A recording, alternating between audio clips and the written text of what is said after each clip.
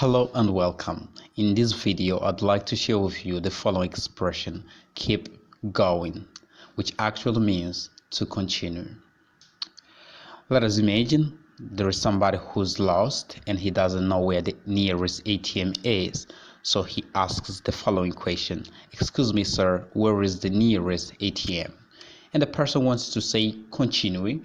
He can simply say just keep going, which means just continue, follow the way, and the ATM is over there. We have also another example by Steve Harvey. In life, if you are passing through hell, you should keep going. Well, why would you stop in a hell? It's hell, bro. Why do you have to stop there? Just keep moving. And we've got, can I stop reading this book? No, keep going. The last chapter is amazing, which means keep reading because the last chapter is war. It's fantastic.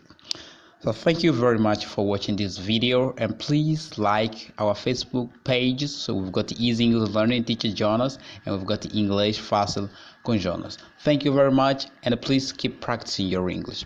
Practice makes perfect. Thank you and goodbye.